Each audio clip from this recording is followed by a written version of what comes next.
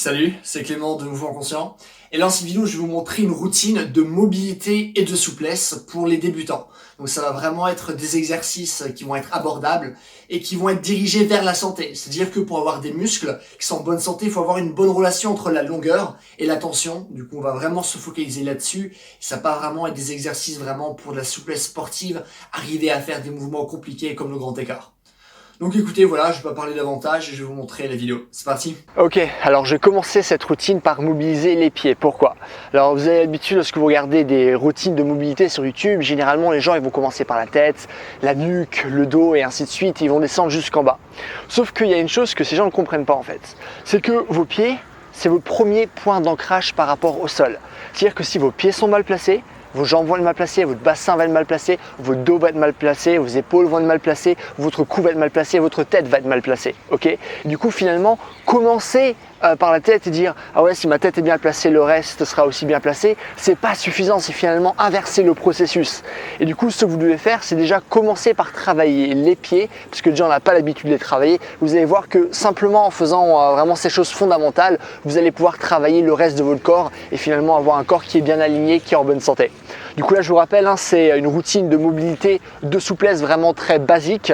Vraiment une routine de débutant, c'est pas vraiment une routine pour la performance, je répète. Et donc voilà, c'est parti.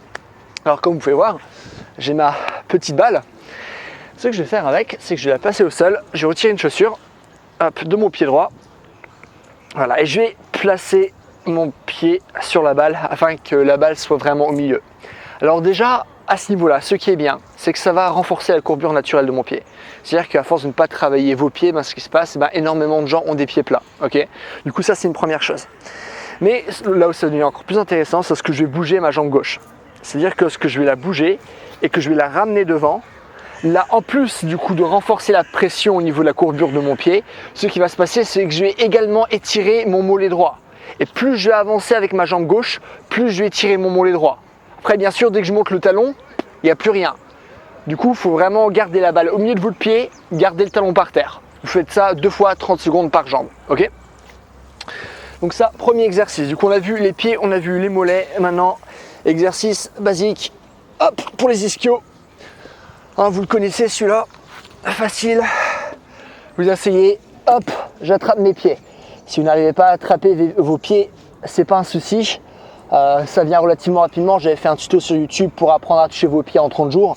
Du coup, voilà, c'est pas compliqué. Allez vraiment au maximum. Si c'est que là, c'est pas un souci. Si vous sentez que ça vous tire derrière vos genoux, ça c'est un mauvais signe.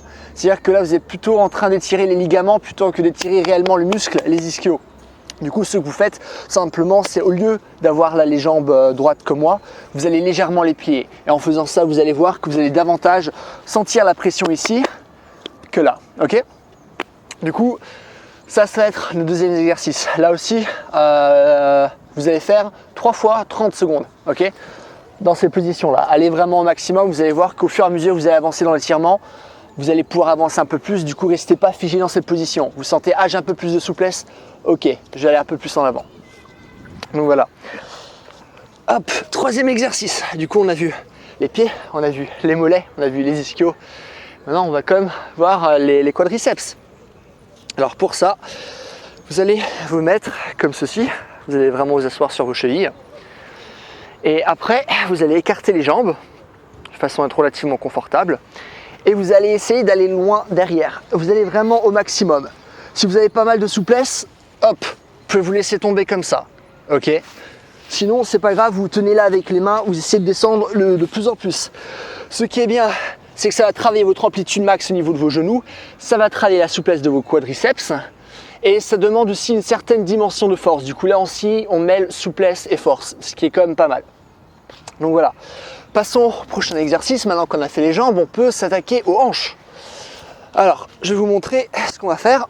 Alors, je vais faire ici un angle droit avec ma jambe gauche. Vous voyez? J'espère que de profil ça se voit bien.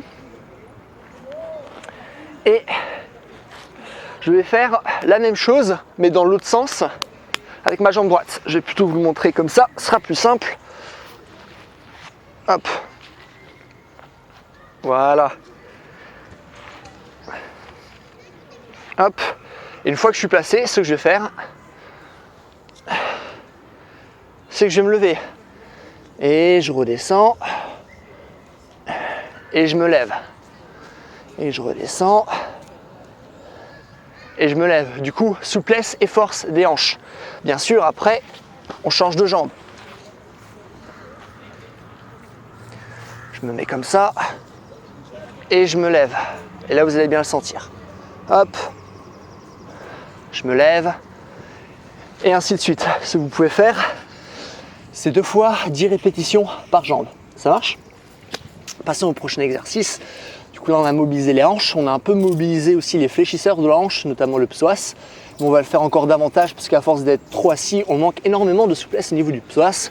Du coup là, bien sûr, des exercices classiques. Hop, on se met de façon à bien ressentir une pression ici.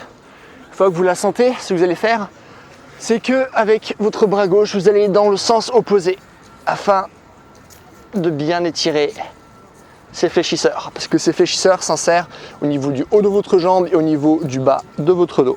Ok? Du coup là, 2 fois 30 secondes par jambe. Ça marche? Alors, maintenant qu'on a fait les hanches, on peut passer au niveau du dos. Du coup, au niveau du dos, exercice basique. Hop. Mettre dans cette position. J'ai ramené ma tête en arrière. Hop. On va vraiment sentir une pression tout au long de ma colonne vertébrale. Je vais tenir pendant 30 secondes. Une fois que je suis à 30 secondes, je vais me mettre à 4 pattes et je vais me mettre dans la position opposée. Du coup, je vais faire une rétroversion du bassin, c'est-à-dire ça. Ça, c'est une antéversion, ça, c'est une rétroversion. Du coup, je vais faire une rétroversion du bassin. Je vais arrondir mon dos, notamment au niveau des omoplates, et je vais aussi rentrer mon menton.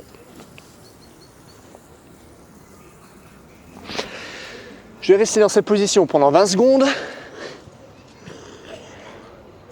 Et je vais revenir ici pendant 30 secondes. Une fois que vous avez fait ça, vous allez pouvoir faire 3 séries. Ça marche? Donc, on s'est attaqué au dos. Alors, ce qu'on va faire, c'est qu'on va s'attaquer. Tout sale. Vous allez vous attaquer au niveau des épaules, au niveau des pecs. Pour ça, ce qu'on va faire, c'est que je vais rejoindre mes mains derrière.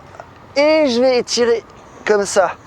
Je vais pousser avec mes bras d'un côté et je vais tirer avec mes pecs de l'autre. Voilà. Restez dans cette position pendant 30 secondes. Et après, je fais l'étirement inverse pour étirer mon dos. Hop.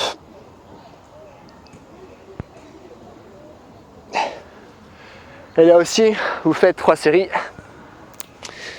Et une fois que vous avez fait ça, on peut finir par le cou. Pour ça, ce qu'on va faire, c'est qu'on va faire des mobilisations à amplitude complète. Vraiment aller partout avec votre cou. Vous devriez bien le sentir étirer là. Là, sentir un petit étirement au niveau de la nuque. Puis sentir que l'étirement, il vient comme ça. Plus je vais sur le côté, il vient là. Hop. Et c'est reparti. Ce que vous pouvez faire pour ajouter plus de difficulté, lorsque je pars d'un côté comme ça, vous pouvez tirer avec le bras opposé. Pour que ça puisse s'étirer encore plus. Hop, j'arrive là, plus besoin de tirer mon bras, là je suis comme ça. Voilà, là j'étire de nouveau avec mon bras opposé, là plus besoin. J'arrive vers la droite, du coup j'étire avec mon bras gauche. Et ainsi de suite. Et du coup voilà, vous avez votre petite routine de mobilité, de souplesse vraiment avec des exercices basiques. Ce que vous pouvez faire, un truc que j'ai déjà montré dans plein de vidéos, faire ajouter des exercices au niveau de vos hanches. Ça c'est vraiment un petit bonus, je trouve que c'est des exos pas mal. Vous restez en position de full squat et avec vos genoux, vous allez toucher le sol. 1, 2, 1, 2, 1, 2. Vous pouvez aussi essayer d'aller dans le sens opposé en tirant 1, 2, ainsi de suite. Donc voilà pour votre routine. Et ben comme d'hab, si vous avez des questions, des choses que vous ne comprenez pas, posez-moi tout dans les commentaires, je réponds à tout le monde. Si vous avez aimé la vidéo, n'hésitez pas à me mettre un j'aime. N'hésitez pas aussi à vous abonner si vous voulez voir d'autres vidéos du genre. Si vous voulez un programme qui prend en compte ce genre d'exercice mais qui vous montre des progressions plus compliquées pour vraiment atteindre des niveaux de souplesse importants pour vos pratiques sportives, pour vraiment savoir faire plein de nouveaux mouvements, il faut aller voir sur mon site, tous les liens sont dans la description. Et donc voilà, en attendant, on va passer une journée. Bye!